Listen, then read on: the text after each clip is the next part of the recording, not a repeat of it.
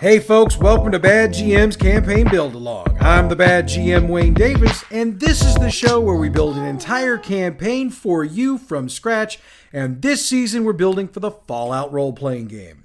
Now, I find it hard to fathom at this point, but if you still don't have a copy of the rules, stop by your local game shop or bookstore, or check out the Modifius Entertainment website, modiphius.net.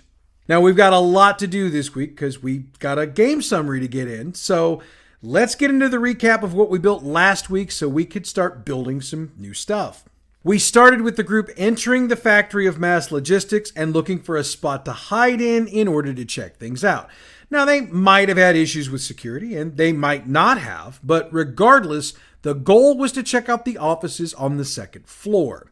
They eventually made their way to the office of Tucker Malloy, and by hacking his computer, they found messages from Jackson Denman, to Jackson Denman, to one S. Owens, and one from Longsworth. The gist of the deal is that Denman and Malloy are building synths for sale, and it might just be for the highest bidder. It is also apparent that Longsworth is a buyer. The group skedaddled on out of there and returned to Diamond Pass.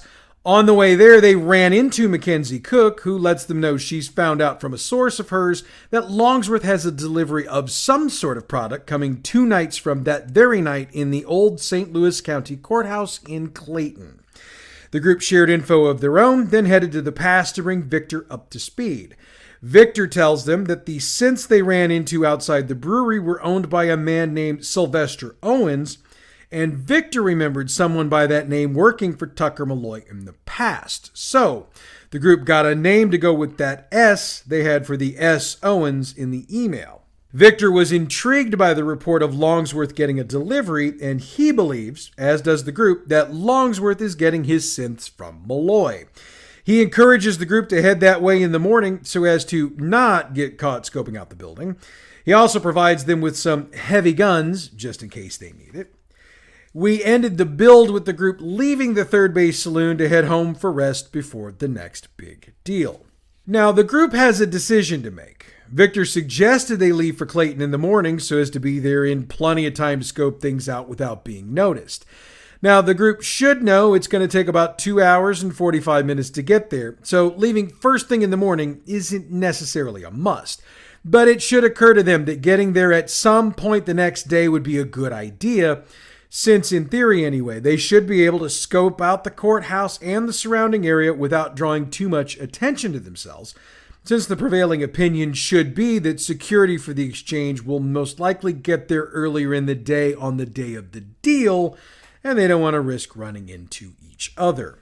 If they don't want to leave first thing, we've created some extra scenarios over time, so if you haven't run one of those, go ahead and do so if you want. Or just toss them a quick delivery job to do for a few caps. If you do that, make sure you toss an encounter in so they don't get free caps, basically. Otherwise, they'll do as requested first thing in the morning. They'll get their gear packed and ready to go, and they'll start making their way west towards Clayton. When they get to the area around the old Kiel Auditorium, they'll get jumped by a batch of super mutants. We'll go with super mutant brutes, and we'll have enough here to cover half the number of the group rounded up.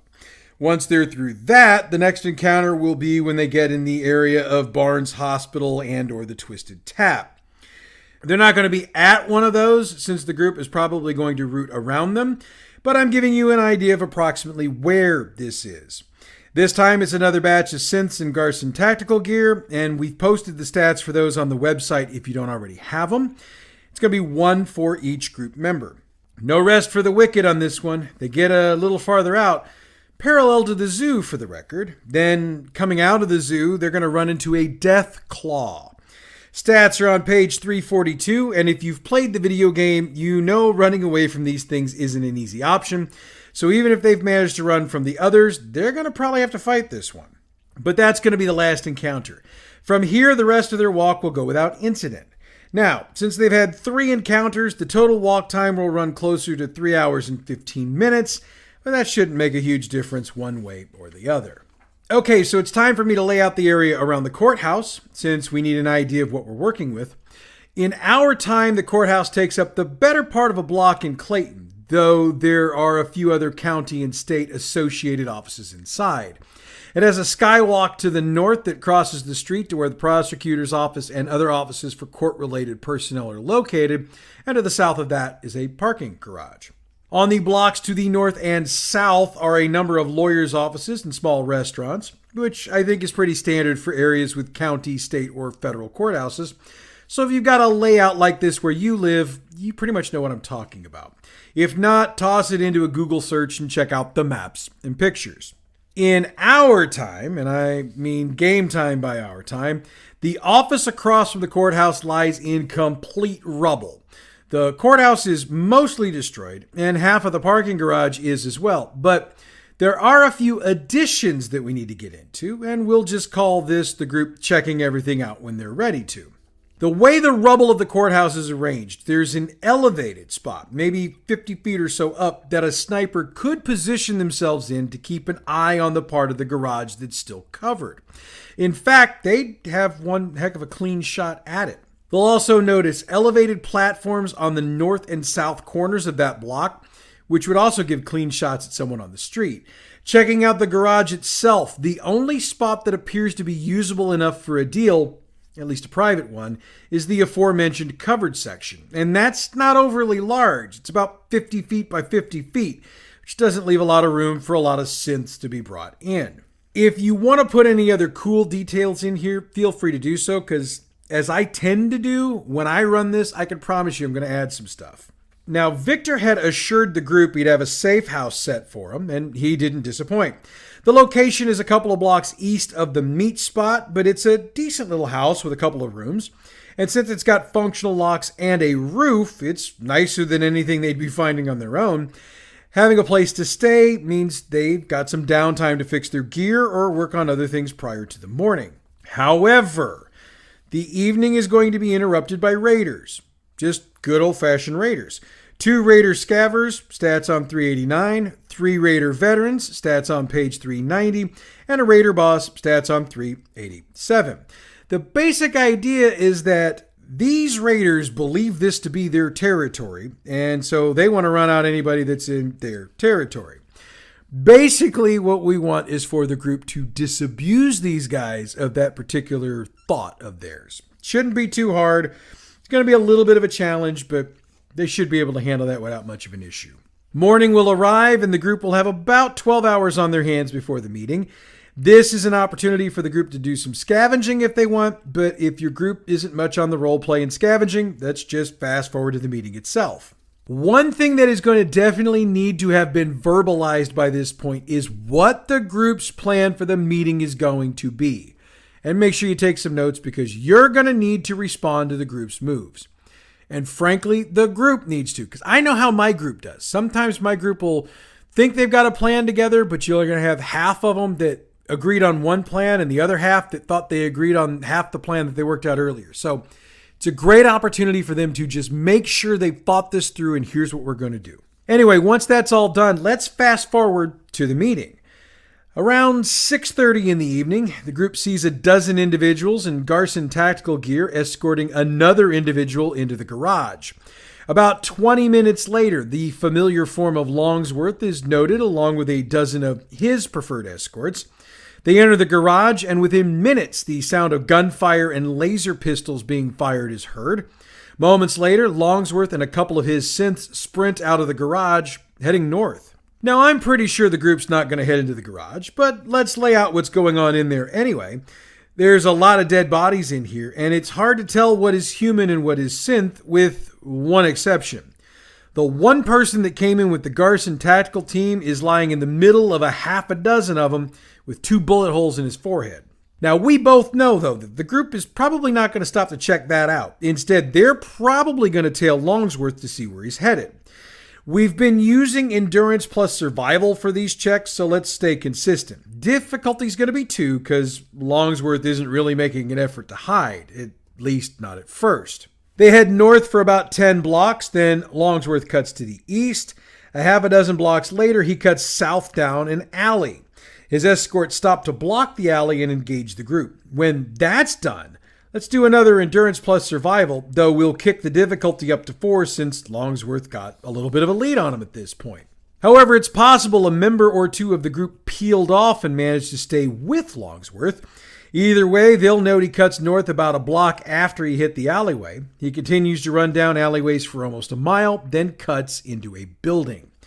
When the group arrives, they note he just ran into a garage, and he's managed to pick up some more security, as in enough synths for 2 each per group member. This will be where those big guns the group got will come in handy. They can get into the building once they're done, but Longsworth's going to be nowhere to be found. The building is a single-story, standard-size store or office. I'm leaving it like that. You handle the layout however you want. Now, the group is probably going to want to search, and it's going to need to be a quick search. They'll find something usable. There's a balled-up piece of paper about a foot or so away from a trash can. Just kind of seems out of place. When they check it out, they realize they are back in the hunt. It reads, Longsworth, Vest Bottling Plant, Loading Dock, TM. Now, for those of you not aware, there was a time that Vest sodas were both produced and bottled in St. Louis, and the facility was just north of where the current Dome at America's Center is located. And it also happens to be about a 20-minute or so walk north from Diamond Pass.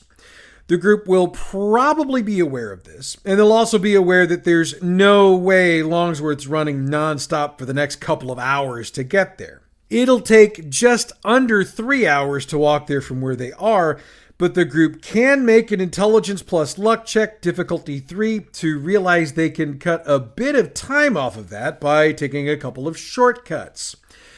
Those shortcuts require them to move through some areas that have been typically super mutant or raider controlled, but if they can pick their way through those, they can get to the bottling plant 20 minutes faster. And since Longsworth's not from here, he probably wouldn't think of it, and his synths certainly wouldn't know about it, most likely. So, let's have a couple of checks. We're doing agility plus sneak difficulty 3, since the group's going to want to sneak their way through these areas to avoid being seen, engaged, and locked down for a period of time. They're going to need to make 3 of these, or at least not have complications on them, since failure just means they've been seen and will be chased and shot at to move through. I'll let you decide which areas have what in them, so run them how you see fit. The group will see the Vest bottle in the front of the plant, though in our game time, it's not a full bottle. The top of it got clipped off when the bombs dropped. Heading around to the loading dock, the group notices a couple of huge metal crates. I mean, these dudes are big enough to comfortably hold a dozen or so humans, which should immediately set off alarms with the group. If they try to open them, they can't. They're locked. Now, I know my group, and I'll bet yours is the same, so perception plus lockpick difficulty 5. And we're going to extend the complication range to 18 to 20. Success means they swing the door of one of the crates open and find a dozen synths inside. They're not active at the moment, but they're definitely ready to be activated immediately. Same check for the other one, and a complication on either roll will jam up the lock, so that should be an issue. Now, before your group can take any further actions, they'll hear the voice of Longsworth behind him. Now, gentlemen, you wouldn't be trying to steal the product I paid good caps for, now, would you? He's got a laser pistol pulled in his hand in his coat pocket. If the group makes any move to pull weapons, he pulls out his hand and shows the frag grenade in his hand, pin pulled. He'll holster the pistol so he can gesture with his other hand. Longsworth will explain what happened at the garage to the group. His story is that while he paid 75% of the cost up front, Mr. Owens tried to get more than the remaining 25% out of him to hand over the key and the location of his synths. He notes he was left with no other choice, which is why his synths took out all the Garson personnel there. He laments the loss of his synths, but is willing to overlook the group's role in taking out as many of them as they did, if they'll walk away and allow him to take possession of the synths on this loading dock. Normally, I'd say something about rolling the charisma plus speech check for Longsworth, but we're not going to do one here. We're just going to say he's got 4 successes, so he's going to come off as pretty darn convincing. At least convincing enough the group should be willing to put their weapons away and talk. And if they do, he'll put the pin back in the grenade. For the moment. If the group wants information, he'll be willing to give it so long as they let him have the synths when they're done. If the group agrees, he'll give it. If they're not, it's decision time. But since the group still needs information, they should be willing to have a discussion. Should you have a party of murder hobos, however, this is going to get messy because Longsworth will pull the pin again, toss the grenade, and attempt to run. He's not a fighter, so he's not going to shoot. Use initiative 15 for him, and for each turn he gets, he tosses another frag grenade, and he'll do that and run until they either let him get away or kill him. Now that being said, let's get into the information that he will provide. He admits he's been dealing with Tucker Malloy and Jackson Denman since before he came to town. He prefers to use synths as bodyguards and security because, in his words, they're more reliable than humans. He picked up the first batch when he got to town, and this is the first portion of the second batch. He admits he's never met with Malloy at his office. Typically, they exchange computer mail, but when they do need to meet, they meet at the Twisted Tap. He's not overly fond of Malloy, but notes that sometimes you have to deal with people you don't necessarily like to get what you need. Their first deal actually took place in the parking garage at Barnes Hospital. However, he notes that Garson had an incident there with a group busting in, so they won't do any sort of deal there anymore. He gives a knowing look at the group when he says that. He doesn't know anything about what Malloy and Denman are up to. The only thing he deals with them for is synths, and he will swear on a stack of gold Bibles on that. There's nothing else there, so the group needs to decide how they want to handle it. If by chance they take out Longsworth, they're now in possession of 24 synths. Now, while I would strongly advise against allowing that, squirrel that up however you want to make it happen, if you're playing straight up and that's how it goes, then that's how it goes. We will have a way out of that down the line, so I'm not going to sweat it too much, neither should you. Frankly, I'm not going to have this problem because I've got 2 members of the Brotherhood of Steel in my group, and as we know, they despise synths. So this shouldn't even be an issue for me. You know what, I tell you what, let's toss the group a bone. If they are allowing Longsworth to leave and keep his synths, he'll stop them before they get too far away and he'll toss them a holotape. He'll just say something like, I took it off of Owens. No idea what was on it, but maybe you can use it. Of course, if they kill him, so long as they don't blow him up, they can take it off his body. And really, I guess if Longsworth would need to offer this up to close the deal, he would do it. Now, I have a character with a Pip-Boy, so let's just go ahead and play it here. The voice of Tucker Malloy comes out loud and clear. This is going to be the last exchange you handled for us for synths. Starting tomorrow, you need to head to our Ladue facility and oversee the new project. It's imperative we get this up and running as soon as possible because what we're working on needs to be out quickly. That group is on to us, and this is the weapon we'll need. That's what's on the tape. And while there's no location given for the Ladue facility, they've at least got something they can work with on finding leads. As we usually do on this, the group will head back to Diamond Pass to meet with Viktor. However, he's not there. Neither is Bruno. One of the serving robots will hand him a note and tell him it's from Mr. Viktor. My friends, I am following up on something we discussed the other day. I took Bruno with me to make sure things go okay. Have a meal on me, go get some rest, and we will meet tomorrow. Viktor. So, the group can go off and do those things, and I think this is a good spot to bring our build for this week to a close. Next week, we'll pick up with the face-to-face with Viktor, and we'll see where we go from there. That means it's time to get into the game recap for my group, but we'll start by recapping what we did last time. The group was ready to cross the Merrimack River to head off to hunt ragstags. They got across the river, realized they were being watched, and headed off to the hunting grounds. They managed to get a couple of ragstags right off the bat, but also had an encounter with members of the Lagerfeld family. The family members told them to leave, but the group attempted to negotiate to stay longer, and thanks to some smooth talking and the exchange of some caps, they got 3 hours to hunt. The group managed to get a lot more ragstags, but also managed to encounter a pair of Yao Guai, finding them in a cave as they searched for more ragstags. Thanks to a judicious use of missiles and Molotov cocktails, they managed to drop the beasts with little issue. Their hunting day completed, they headed back to the ferry drop-off.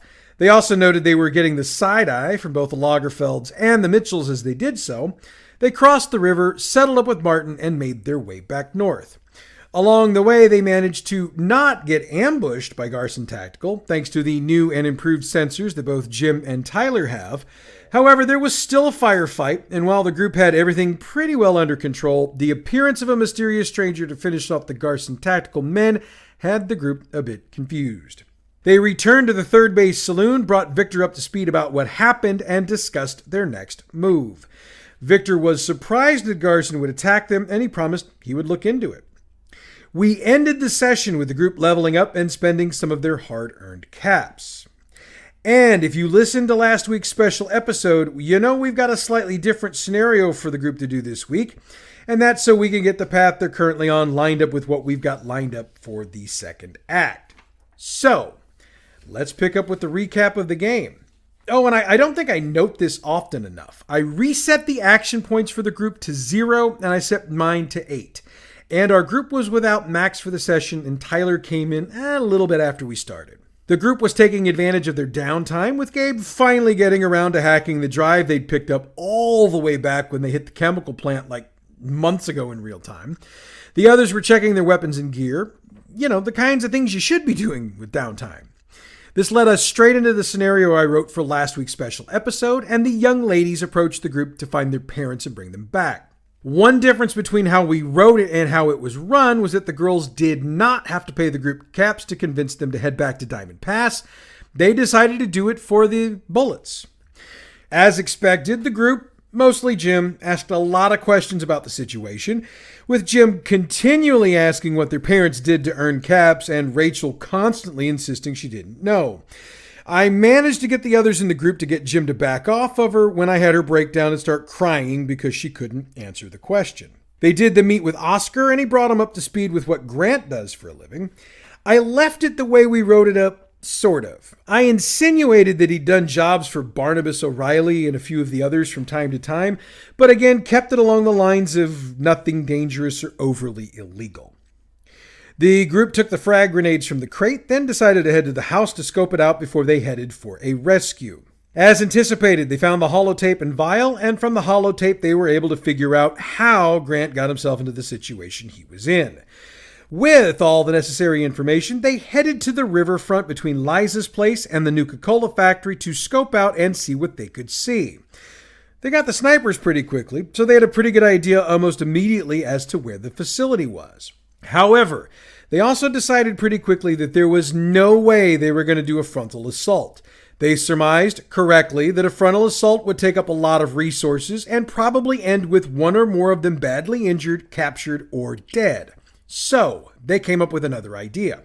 They ran with the theory that there had to be, at the very least, an old sewer pipe running under the facility, if not some old caverns, as that area does have a great many of them in reality. So they had Tyler's Mr. Handy check his records, since he's from the area pre-war, and he was able to determine that there was one under there. However, since the facility above is post-war, he has no idea if it actually attaches. They weren't overly concerned with that, though, and decided to head for the riverbank, since that's where the pipe would open up for entry. And in a moment of brilliance on their part, they decided to cut down a lane that would allow Tyler to scan the facility as they went past, determining how many individuals were inside and try to figure out where our kidnapped parents are. I pulled Tyler aside, gave him the 411 on that, and I pulled all of that from what we wrote, so check out the special episode from last week for all the details. When they got to the pipe opening, I pulled the laser turrets we put into the sewer pipe for mass logistics and dropped them in there. However, the group had another solution, since they were quite aware that gunfire would more than likely pull the attention of the snipers, then the attention of more troops. So they started searching for the power box. Since I hadn't anticipated that, I went with an old standby of mine, which is to ask one of the group members to call high or low. I then rolled a d6. 1 through 3 is low, 4 through 6 is high. If they call it, I give them a solution that has the chance to work to their advantage. If not, well, it works to my advantage. They called it, but I noted that the 2 turrets in the front of the pipe could still target and fire on them as they made their way to the power box. So, since Gabe's the hacker of the group, he made a sneak check with a difficulty of 3 to get to the box successfully. Only then did he find out the box containing the pad he needed to hack was locked, so Tyler tried the same sneak and succeeded. Tyler picked the lock, Gabe hacked the system, and all the turrets powered down. The next challenge they had was to figure out where Grant and Gloria were exactly so they could rescue them with a minimum amount of combat being involved. Now, when Tyler did his scans previously, he'd noted that there were two figures in very close proximity, and the group went with the assumption that these were Grant and Gloria. The issue they had was concerning some of the other figures they'd noticed, since the sensor sweep couldn't accurately tell them where the figures were or which direction they were looking in. The group batted that particular ball around for a while, discussing as many of the possibilities as possible before they settled on this. Tyler and Jim would use their lasers to cut away the rock underneath the pair of signatures that were close together. Once they hit metal, which would mean they were at the floor of the room, they'd conduct another scan to make sure they were where they needed to be. The plan from there was to cut the floor loose, rescue the couple, and beat feet for Diamond Pass, hopefully before Garson Tactical could figure out who was responsible. Confirming they were in the correct spot, they cut the floor loose and lowered the couple down. Just as the two guards outside the cell began to realize something was up, Aniston decided to leave him a present. He popped his head up out of the hole and tossed a frag grenade in their direction, then ducked back down and followed the group out of the tunnel. Now that actually turned out to be a good move, as the resulting explosion took out some of the instrument panels inside the area, and that diverted security's attention to the explosion rather than the escaping group. They got back to the pass, reunited the family, and got their payment. They also reported to Viktor to let him know what was up. He wasn't in, so they hung out around the pass until he returned. They told him about what had happened, and that's when he reported that there's a significant bounty on the heads of each of the group members. He told him he's working to get it cleared up, but suggested they lay low for a couple days. However, he almost immediately had to back off that statement, as I altered the beginning of the second act to have a Mr. Gutsy come into his office to report the break-in at the storage facility. Viktor charged the group with the investigation and provided them with the location. Now, things went pretty much the same way as we wrote them, though I did leave a couple of synths in the warehouse for the group to find, so they figured out pretty quickly that Garson is not responsible. They had the run-in with the synth courser and eventually made their way back to the pass, where Viktor informed him of their meeting at the Twisted Tap later in that evening. Based on the gear taken from the warehouse, Scott's very wary of meeting anyone anywhere, and that comes from the fact that I gave the list of things to be taken to include a lot of mini nukes. However, they did the meeting, and we ended the session just as Longsworth was preparing to enter. So, that's where we're going to pick up next time. And that's going to bring this week's show to a close. Next week in our build, we'll follow the group as they continue to follow the clues they've been picking up during the course of the investigation, and we'll see just how some of these new pieces fit together. In the meanwhile, check out our other fine podcast, Role Playing History. This week is episode 2 of the most popular modules published adventures of all time, as determined by our listeners, and some of the releases on this list might surprise you. Role Playing History is available wherever you get your podcasts or on our website, badgmproductions.net. All Fallout role-playing game materials referenced on this show are the copyrighted and trademark properties of Modiphius Entertainment through their license with Bethesda Games and are utilized on this show for entertainment purposes only. If you're interested in this or any of the other fine games produced by Modiphius, check out their website, modiphius.net. The music we use for this show comes from Pixabay.com. Check them out for all your license-free, royalty-free music needs.